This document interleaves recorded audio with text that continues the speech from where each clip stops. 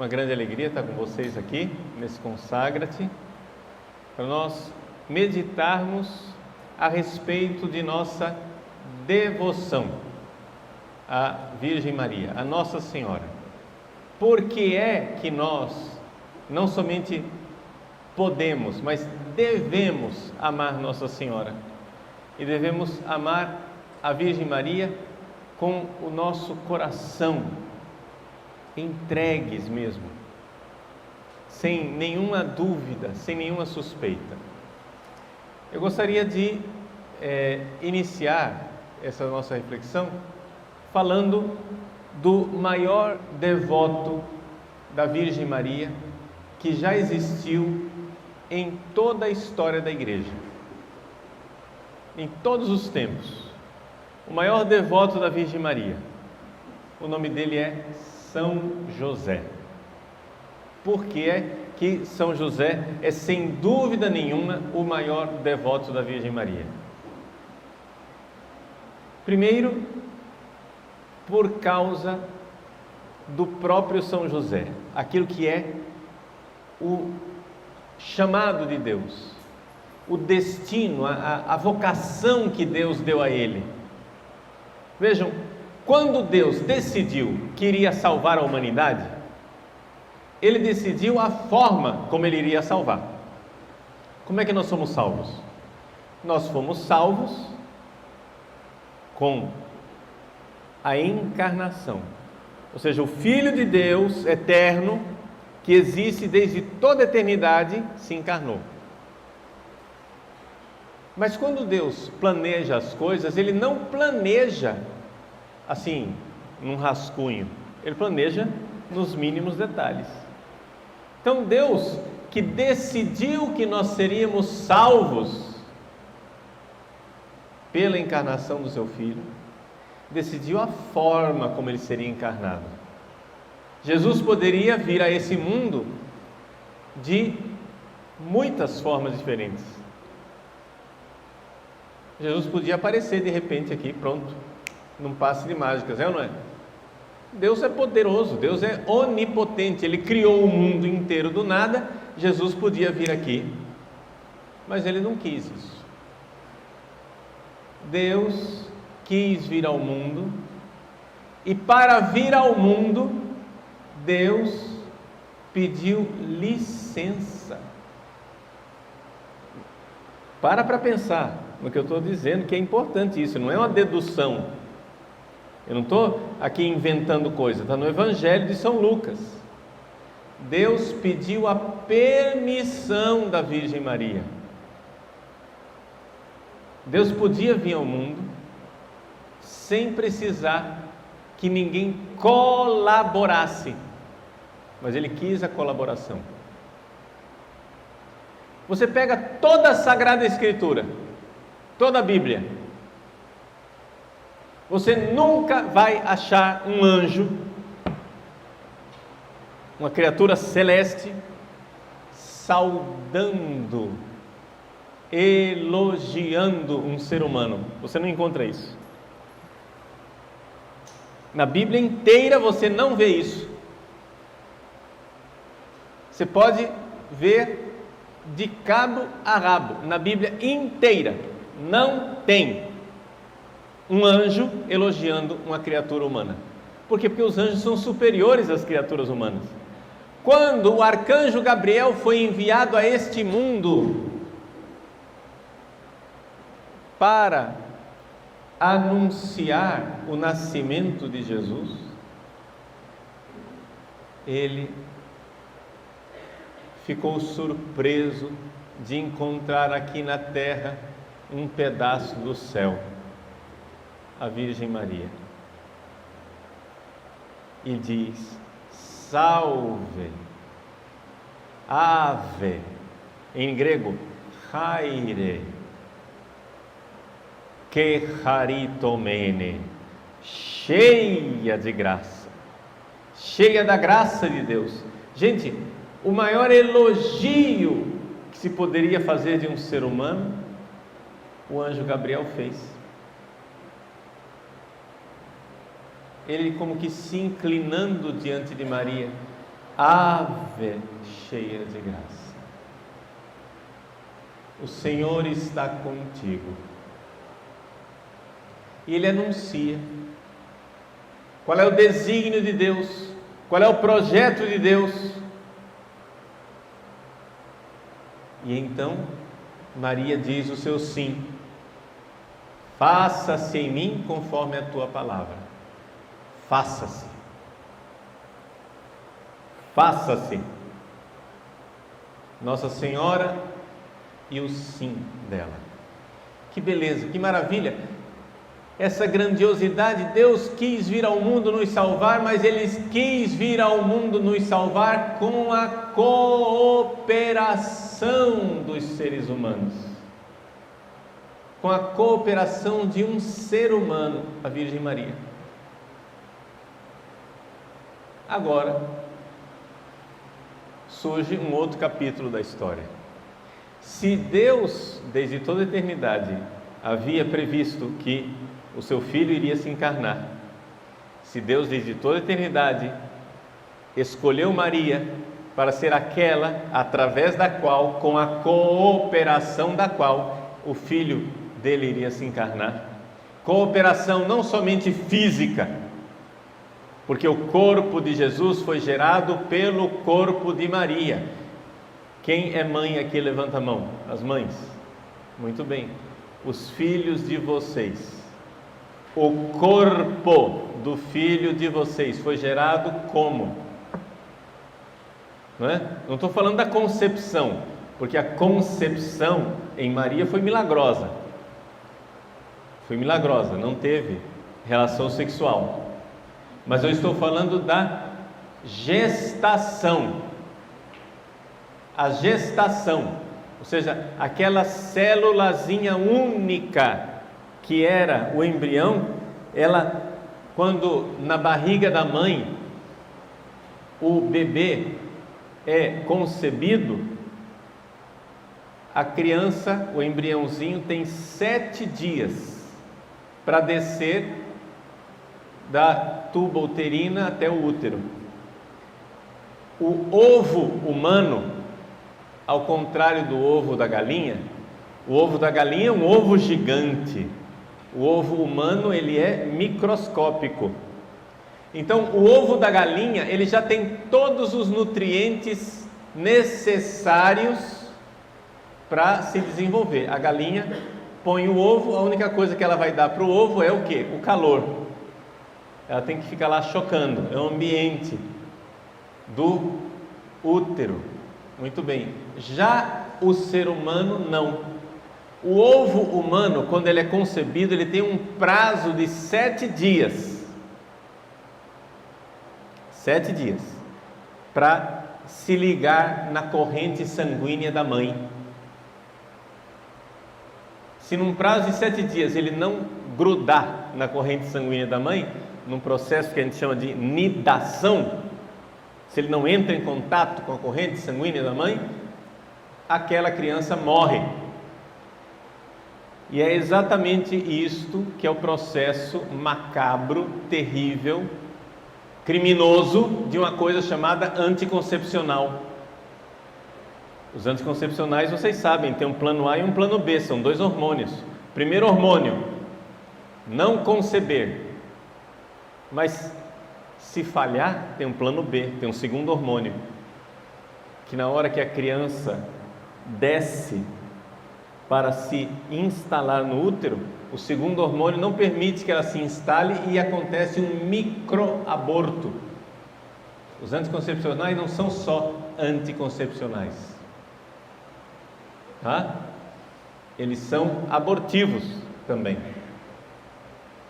Nunca, mulher, nunca coloque um veneno desse na sua boca. É veneno contra seu filho.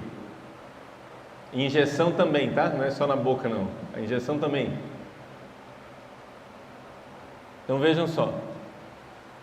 Quando Jesus foi concebido no ventre da Virgem Maria, ele então se uniu à corrente sanguínea de Nossa Senhora, e foi pelo sangue de Maria que ele foi recebendo todos os nutrientes para formar o seu corpo. Então Jesus foi gerado, o corpo de Cristo, que nós adoramos na Eucaristia, foi gerado no ventre de Maria. Mas aquilo que ela fez de mais importante não foi a geração no ventre, foi a geração na alma, quando ela disse: faça-se. Quando ela se dispôs a dizer o seu sim. Pois bem, assim como Jesus veio a esse mundo pela colaboração da Virgem Maria, e Deus decretou isso desde toda a eternidade, e Maria livremente aceitou, também um homem chamado São José foi escolhido desde toda a eternidade. É importante isso, a gente lembrar da eleição de São José. São José foi escolhido por Deus. Os evangelhos apócrifos falam, não é? Contam a história, que a gente não sabe se é histórica, mas se não é histórica, esses evangelhos apócrifos transmitem uma verdade teológica. A história é a seguinte: que entre todos os homens que pretendiam casar com a Virgem Maria, foram colocados lá os bastões de cada um, e o sumo sacerdote disse: o bastão que florescer vai ser esse que vai casar com a Virgem Maria. E então, claro, foi o bastão de José quem floresceu, e aí ele se casou com Nossa Senhora. Se não é verdade, foi bem inventado, como dizem os italianos. Se non è vero è bene trovato. Se não é verdade, inventaram direitinho, inventaram corretamente. Por quê? Porque Deus de fato escolheu São José. Com bastão ou sem bastão, houve uma escolha divina. Por quê? Porque São José era justo.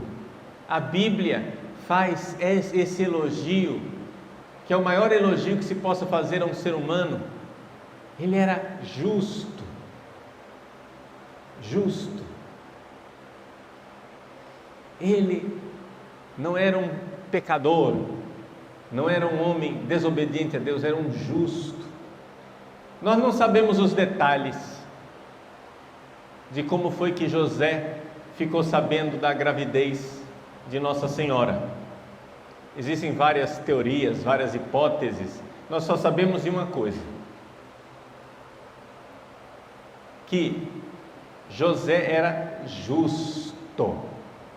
Se ele era justo, nós temos duas alternativas. Ele não sabia que aquela criança tinha sido concebida milagrosamente, ele não sabia de nada, e achava que Maria tinha cometido adultério.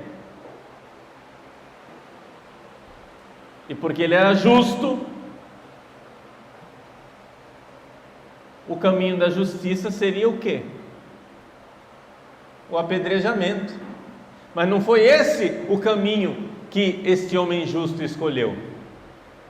Na época, a justiça, a lei dizia que uma mulher pega em flagrante adultério, ela precisava ser arrastada até a porta da casa do pai dela e ser apedrejada na porta da casa do pai, como infâmia. A Bíblia diz que José era justo. Se ele era justo,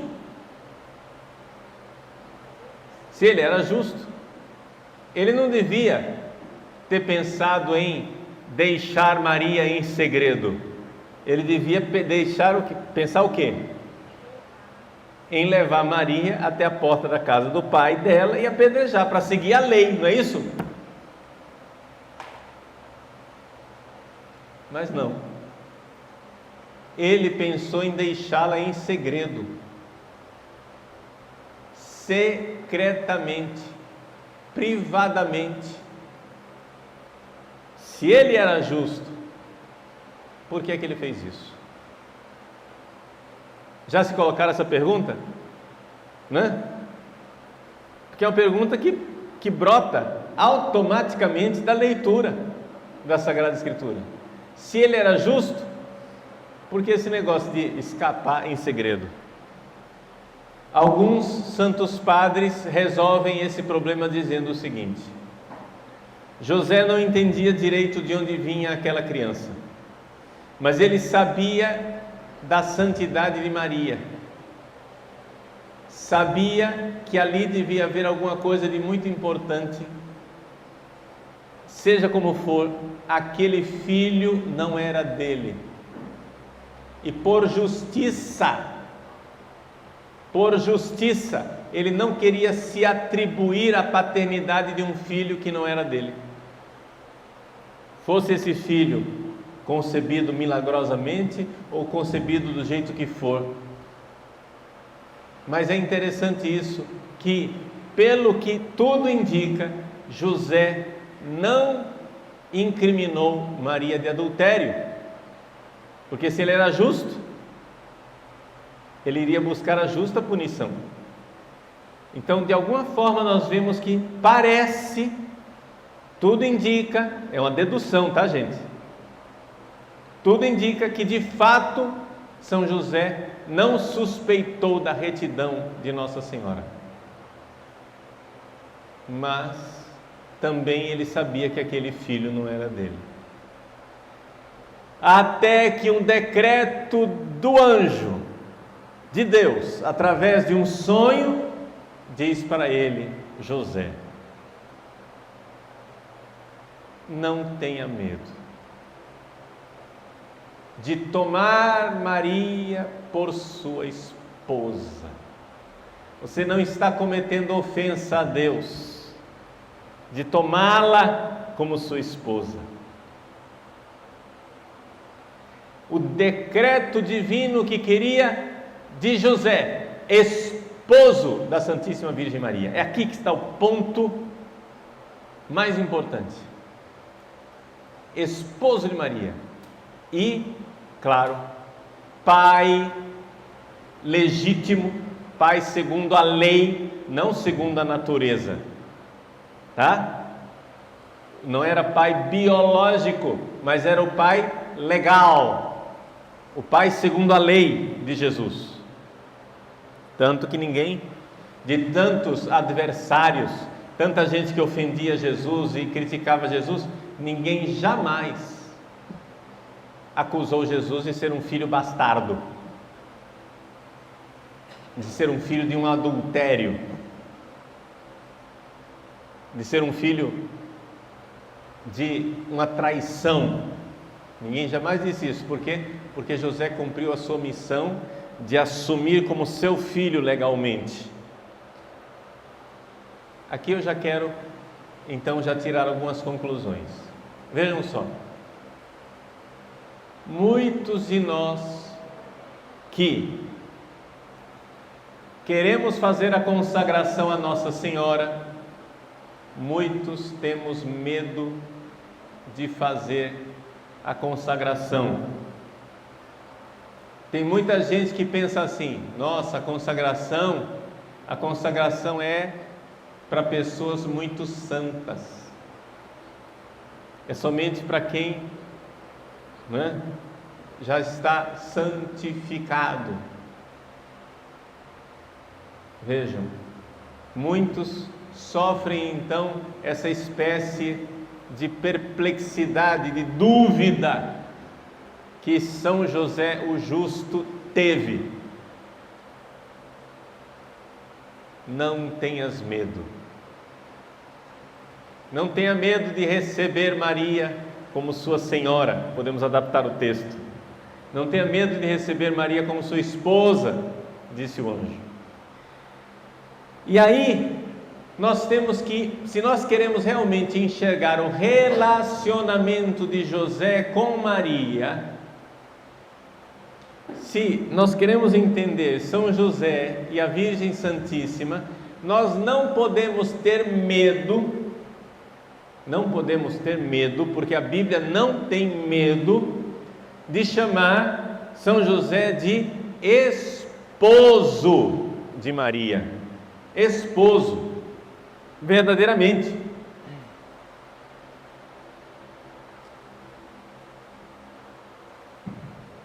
São José era realmente marido, casado legitimamente com a Virgem Maria. E não somente isso. Entre os dois reinava um amor de esposo e de esposa. Mas por que é que a gente tem escrúpulo? Por que é que a gente tem medo de falar do amor de José e de Maria? Porque a nossa visão do amor, do casamento, é uma visão carnal. É uma visão, deixa eu usar a palavra, animal. O animal também sente atração pela fêmea, como nós seres humanos somos capazes de sentir. A fêmea também sente atração pelo macho. E então, isso daí é aquilo que muita gente interpreta que é o casamento. Mas me desculpem, isso não é o casamento. Por quê? Porque nenhum bicho se casa. Bicho não se casa. Bicho cruza, acasala, mas não casa. O casamento é um ato espiritual que tem, claro, tem uma manifestação física, corporal na relação sexual, claro, mas isso é a manifestação. Mas onde é que está a essência do casamento? Nosso Senhor, o que é que Ele fez? Ele, quando veio a esse mundo, Ele resgatou as famílias, inventando um sacramento, o sacramento do matrimônio. E o que é o sacramento do matrimônio? É pegar o casamento humano, natural, que não é dos bichos, hein? O casamento humano, natural, já é, de alguma forma, espiritual, porque bicho não se casa, bicho não assume compromisso. O casamento já existia antes de Jesus, os seres humanos já faziam casamento, mas aí aos poucos, né? Aos poucos as pessoas foram entendendo a natureza importante daquilo, e Jesus então deu o passo definitivo e transformou o casamento natural num sacramento. E esse sacramento é o quê? É sinal do amor de Deus por nós e de nós por Deus. Isso é o sacramento. Na carta de São Paulo aos Efésios, capítulo 5, São Paulo fala do amor entre marido e mulher como sendo o amor de Cristo pela igreja, sinal do amor de Cristo pela igreja. E como é que Cristo amou a igreja e a igreja ama Cristo? Cristo amou a igreja derramando o seu sangue pela sua esposa, a igreja, para que ela fosse salva. Vejam, o verdadeiro amor entre um marido e uma mulher, espiritualmente, sacramentalmente, catolicamente falando, o verdadeiro amor entre um homem e uma mulher tem que ser um amor em Deus. Veja, eu não estou negando que exista atração sexual, mas eu estou dizendo que isso daqui tem que ser elevado, porque Jesus elevou o sacramento, o casamento a sacramento. Então tem que ser uma realidade espiritual. E o marido, a mulher tem que se amar em Cristo, em Jesus, de tal forma que é a única forma que nós temos de o casamento ir para frente. Por quê? Porque todo mundo que se casa, chega uma hora, chega um dia que você olha para a pessoa com a qual você está casado e diz: meu Deus do céu, Onde que eu fui amarrar minha égua? O que é que eu estou fazendo aqui? E então você é capaz de transformar isso em algo espiritual quando você então diz assim: eu vou amar meu esposo, minha esposa, eu vou amar por amor a Cristo, por causa de Deus, por causa de Deus.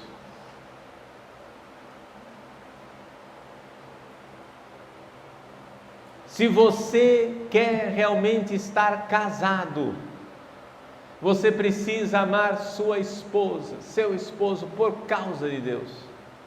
Chega a dizer: Jesus, esse miserável filho da mãe aqui não está merecendo o meu amor, mas por você, Jesus, por você eu quero amá-lo, por causa de Deus. Para que haja verdadeiro amor cristão, verdadeiro amor divino. Existe o amor humano, mas Jesus quer pegar esse amor humano e elevar a um amor divino, a um amor por causa de Deus. Santo Tomás de Aquino nos lembra que o objeto material do nosso amor são três coisas: ou eu amo a Deus, ou então eu amo a mim mesmo, ou então eu amo o próximo. Não tem mais nenhuma alternativa, não é isso? Você ama a Deus, ama a você mesmo e ama o próximo. E esses três amores são obrigatórios. Você é obrigado, você tem que amar a Deus, você tem que amar a você mesmo, você não pode se odiar, você não tem direito de não se amar, e você não tem o direito de não amar o próximo, você tem que amar o próximo. Mas Santo Tomás de Aquino diz assim, que esse é o objeto material do amor, mas para que esse amor seja um amor divino, para que esse amor humano seja elevado ao nível de amor divino, você tem que amar por causa de Deus, por causa de Deus. O que quer dizer isso na prática? Quer dizer o seguinte: vamos começar com uma coisa simples. Eu amo a mim mesmo. Como que eu vou amar a mim mesmo? Tem que ser por causa de Deus. Eu olho para mim, olho os meus defeitos, né? Olho os meus defeitos. Eu olho que eu sou careca, orelhudo, magrelo, dentuço. E se eu tivesse que fazer o desenho da pessoa que eu gostaria de ser, certamente eu ia colocar cabelo, um pouquinho mais de músculo, diminuir o tamanho da orelhinha, né? Quando Deus distribuiu a orelha, eu entrei na fila 2 vezes. E o que é pior, para quem não sabe, tá? A tragédia é que a orelha aumenta com o tempo, tá? Então o futuro é promissor. Orelha aumenta, tá? Orelha, nariz, tudo isso aumenta com o tempo. Porque a pele, né? Pele, cartilagem, tudo isso aumenta. Então, pessoal orelhudo aí, gente, futuro é promissor. Se eu tivesse que escolher a mim mesmo, eu não nasceria assim do jeito que eu sou. Mas sabe o que é que eu estou dizendo quando eu digo: Deus, eu queria ser cabeludo, eu queria ter orelha pequena, eu queria ser musculoso. Sabe o que eu estou dizendo? Eu estou dizendo para Deus: Deus, você está errado, você me fez errado, eu fui mal feito, você é um péssimo projetista. E não adianta dizer que a culpa é do meu pai e da minha mãe, porque material genético para sair bonito tinha bastante. Minhas irmãs, as 2 irmãs que eu tenho são bonitas, Material genético para sair um produto melhorzinho tinha. Não é culpa do meu pai e da minha mãe. Então, quando eu digo que eu quero ser diferente, que eu não queria ser essa pessoa, eu estou dizendo: Deus, você está errado. Mas eu tenho que chegar e dizer: Senhor, eu vos adoro e digo: vós me escolhestes bem. Eu sou uma boa ideia. Eu fui bem escolhido. Deus me fez e foi certo. Ele me fez corretamente. Eu sou um dom de Deus e eu preciso me amar por amor a Deus, porque senão seria uma blasfêmia contra Deus. Pode ser que eu não goste sensivelmente de mim mesmo, mas espiritualmente eu preciso pegar esta falta de amor carnal por mim mesmo e elevar a um amor divino e começar a dizer: Deus, eu vos amo, e porque eu vos amo, por causa de vós, eu me amo. Entenderam o que é elevar o amor humano ao amor divino? É fazer as coisas por causa de Deus. Eu amo por causa de Deus. Então, eu já amo, por exemplo, o meu pai e a minha mãe, eu amo as minhas irmãs, eu amo os meus sobrinhos, mas eu preciso pegar esse amor e começar a elevá-lo e transformá-lo num amor por causa de Deus. Meu Deus, eu amo a minha mãe e meu pai, e eu quero vê-los no céu, eu quero dar meu pai e minha mãe de presente a vós no céu, para que o vosso coração seja alegrado com a presença deles no céu. Eu amar por causa de Deus, esse amor fica superior, está entendendo? Meu Deus, eu vos louvo, vos bendigo pelo presente que é meu pai, minha mãe, minhas irmãs, meus sobrinhos. Que beleza esse presente, por causa de vós, Senhor, eu vos louvo pelo presente que eles são. Amar por causa de Deus. Então você ama a Deus por causa de Deus, você mesmo por causa de Deus, e o próximo por causa de Deus. Assim é o casamento. O casamento é chamado a ser um amor entre o homem e a mulher, que já existe o amor humano, existe a atração animal, depois, acima dessa atração animal, existe o amor humano, que é superior à atração animal. Este amor humano, que já é elevado, que já é maior do que a atração animal, esse amor humano ele tem que ser elevado a ser um amor por causa de Deus. Então, o conselho que a gente dá para as pessoas é: se aproxime da sua esposa como se ela fosse o Santíssimo Sacramento. Se aproxime do seu marido como se ele fosse o Santíssimo Sacramento. E ame por causa de Deus. Muito bem. Por que é que eu gastei tanto tempo para explicar isso? Porque isso é fundamental para nós entendermos o amor entre Maria e José e entendermos o nosso amor por Maria, porque tem que ser um amor por causa de Deus. Vamos voltar então a São José. São José amava Maria, mas porque ele não olhava para Maria como se fosse um pedaço de carne no açougue, não quer dizer que ele amava Maria menos, quer dizer que ele amava mais. Quando você vê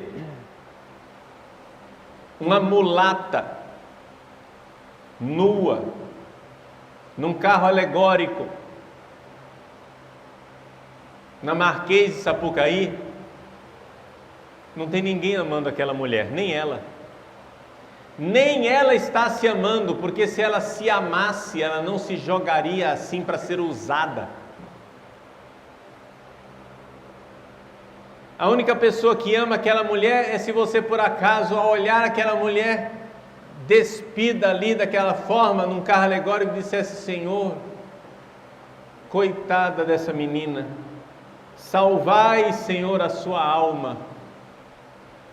Concedei, Senhor, a ela o reino dos céus, que ela encontre a vossa salvação. Essa é a única forma de amar aquela mulher, naquele momento. Amar em Deus. Querer, gente, amar uma pessoa é querer que ela vá para o céu. O resto é babado. O resto é detalhe.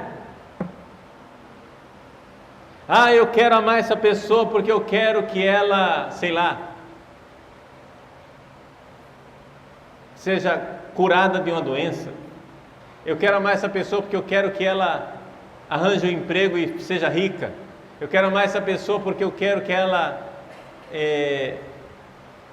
tenha fama e seja famosa no mundo inteiro.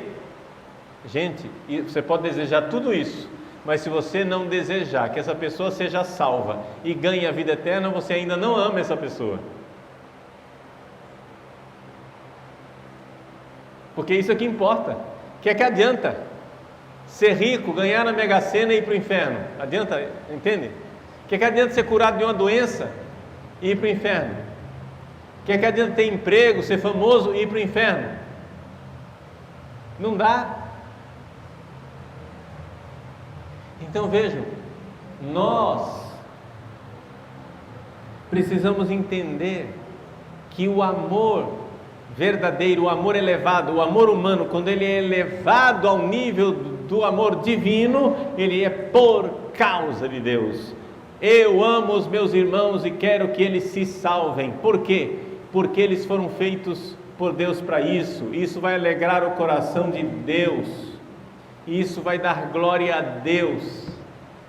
Gente, os santos padres nos dizem, não sei se você sabia disso, que os anjos, quando eles foram criados, Deus criou um trono para cada anjo no céu.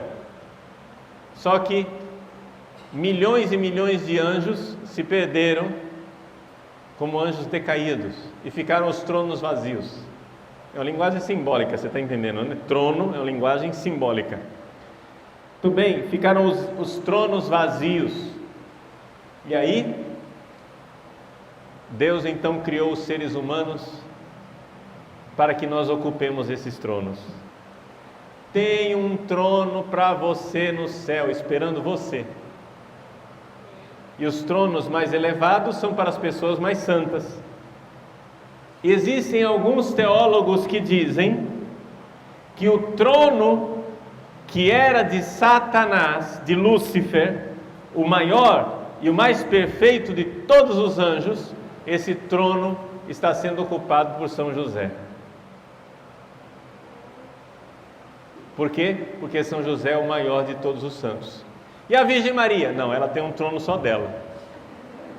Ela não está ocupando o trono de ninguém, é dela. Porque ela é a rainha do céu e da terra e do universo. Satanás não era o rei do céu e da terra e do universo. Por isso o trono dela é mais elevado. Mas o trono mais elevado seria ocupado por São José. Porque ele foi o mais santo de todos os santos. Você vai dizer, mas padre, está escrito na Bíblia que o maior dos homens nascido de mulher foi João Batista, não foi São José? Eu sei disso que está escrito. E Jesus acrescenta, e o menor no reino dos céus é maior do que João Batista. Então já resolveu o seu problema. Quem que foi o maior? O maior foi São José. Por quê? Porque o que é que santifica uma pessoa? É o amor a Jesus que santifica a pessoa. Agora imagina São José recebendo Jesus todos os dias nos braços, amando Jesus todos os dias. Você acha que isso não santificou ele mais do que qualquer santo?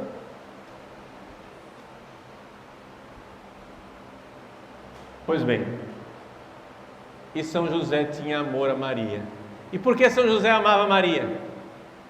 Por amor a Deus. Porque São José sabia que isto agradava a Deus. Na prática do dia a dia da família de Nazaré, José via a grandeza de Maria, via as graças de Maria, via o quanto ela era maravilhosa, imaculada, cheia de Deus. E então, por amor a Deus, José amava Maria. Não tenhas medo, José, de receber Maria. Então, por amor a Deus, por temor a Deus, por obediência a Deus, para agradar a Deus, José amou Maria, e amou Maria ternamente, e amou Maria enormemente, mais do que qualquer ser humano amou a Virgem Maria na face dessa terra, excluído, evidente, nosso Senhor Jesus Cristo, que amava mais. Não é verdade? Mas você imagine São José, com que amor ele se aproximava da Virgem Maria. A castidade de São José. São José é sempre representado como um lírio da castidade, porque nunca, jamais ele se aproximou de Maria e pensou jamais em tocar nela com um toque sexual. Jamais. Ele a amava por Deus. É esse amor. Tem um amor sexual, que não é amor de verdade, é atração sexual. Esse amor sexual ele pode ser elevado a um amor humano. E esse amor humano pode ser elevado a um amor divino. A atração sexual não basta para segurar um casamento, estamos de acordo? Pessoal que é casado aqui, é ou não é? Não basta. Por quê? Porque esse negócio passa, fica sem graça. Daqui a pouco todas as outras mulheres do planeta são mais atraentes do que a sua. Todo homem um dia vai ter que perdoar o corpo da própria mulher. Você se casa com uma menininha, bonitinha, atraente, uma gracinha. Depois do 5º filho, o que é que virou?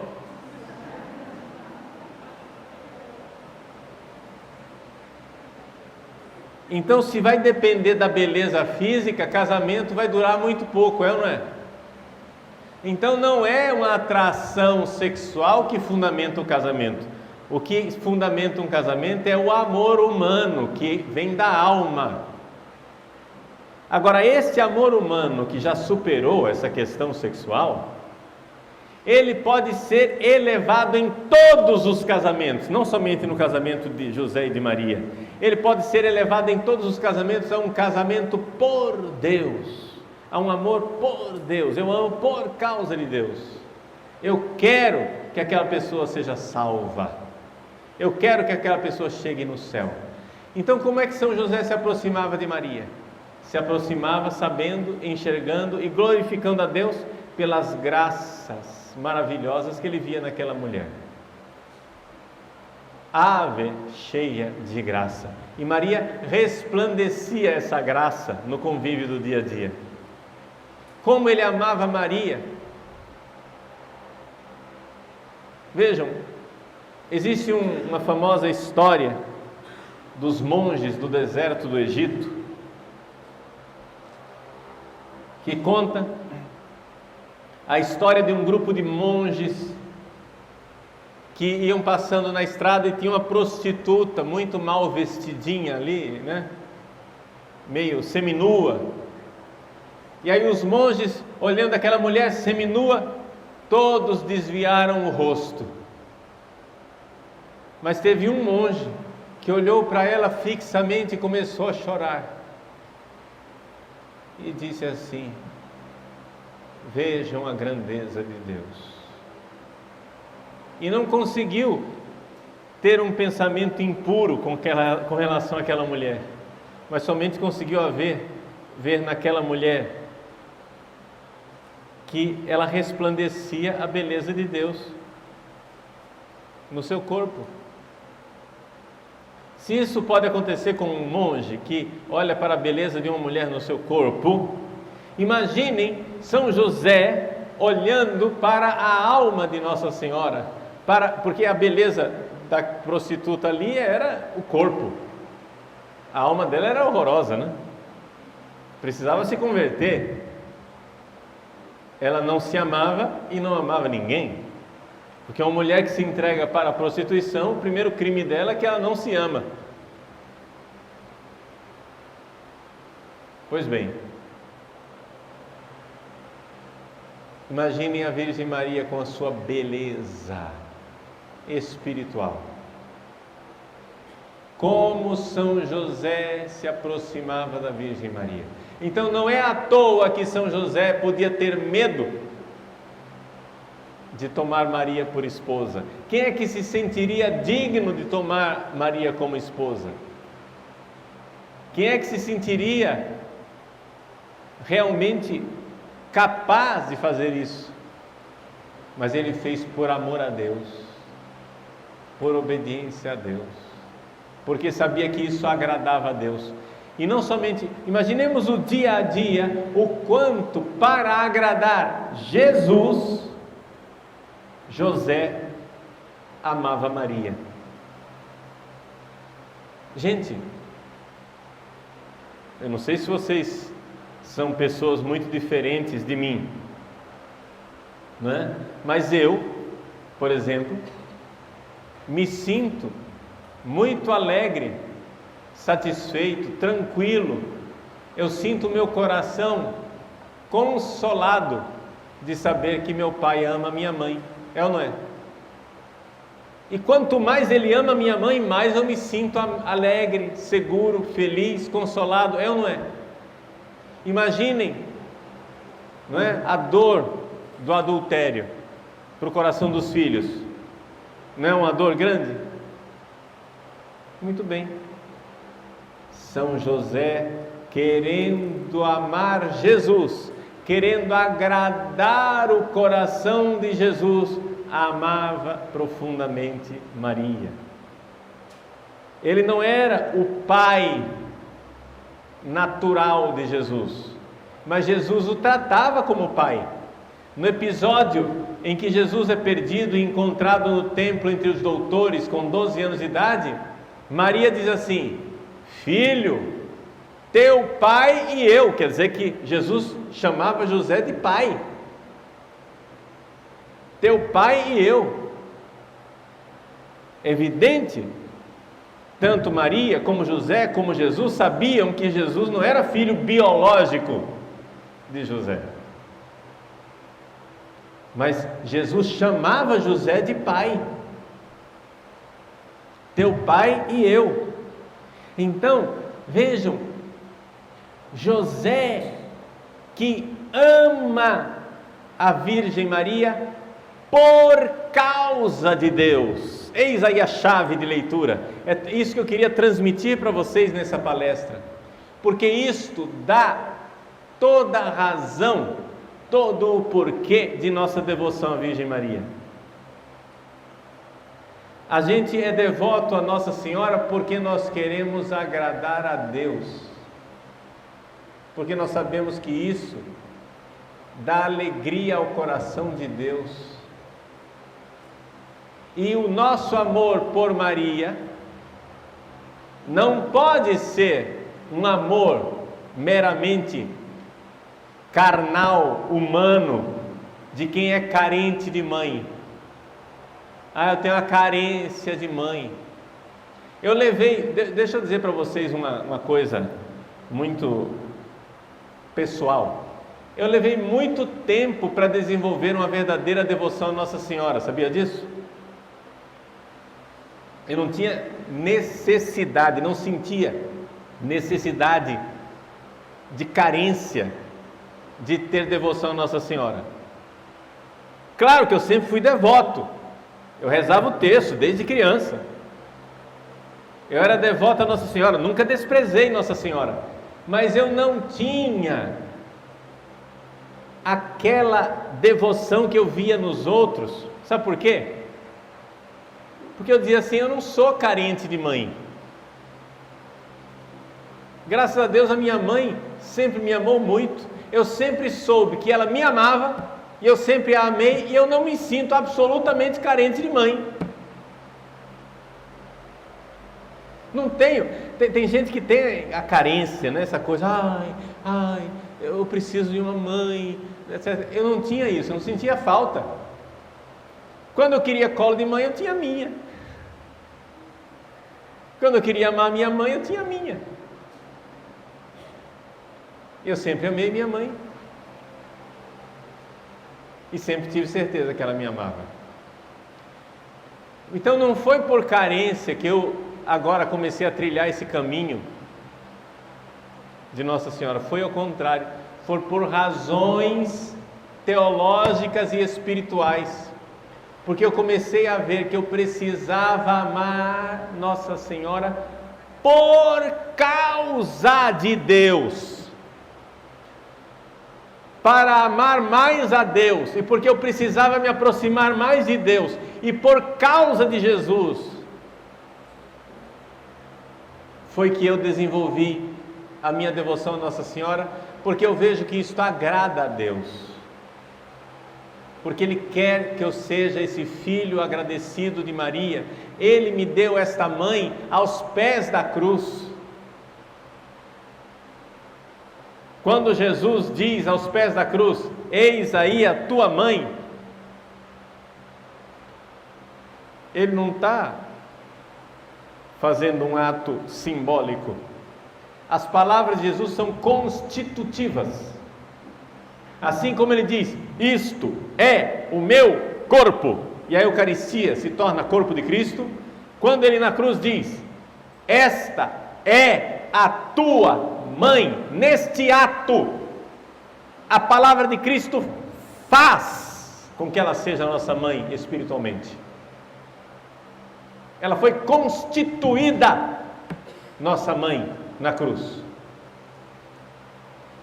E nós precisamos ir a ela. E então João tomou Maria na sua casa, na sua intimidade, a partir daquele dia. Então hoje, nessa primeira palestra, eu gostaria que nós ouvíssemos aquela voz do anjo: José, filho de Davi. Olha com que solenidade, né? Ele lembra o título: não tenhas medo de tomar Maria por tua esposa, não tenhas medo de amar Maria, não tenhas medo de entregar sua vida, de devotar a sua vida a ela. Não tenhas medo de dedicar a tua vida inteira agora para servi-la, amá-la, protegê-la. Não tenhas medo agora de levar Maria para que ela seja protegida de Herodes. Não tenhas medo de fugir com ela para o Egito, para ali você ser para ela seguro e proteção. Não tenha medo de levá-la para Nazaré, não tenha medo de estar com ela no dia a dia, não tenha medo de servi-la na carpintaria, provendo como pai e esposo provedor, pagando as contas do seu lar. Não tenha medo, não tenha medo, José, de amar Maria por causa de Deus, por causa de Jesus. O filho não é teu, José. Eu sei que você se sente indigno de ser o pai do Filho de Deus, mas não tenha medo. Por amor a Deus, aceite a missão de ser pai do Filho de Deus e de ser esposo da Mãe de Deus. O esposo da Mãe de Deus, o pai do Filho de Deus. São José deu este passo como homem justo, e como homem justo, o que nos justifica é o amor e a caridade. E a caridade, ela só é verdadeira quando não é somente um amor humano, mas é um amor elevado, em que por causa de Deus eu amo. E essa é a razão de ser da nossa devoção à Virgem Maria.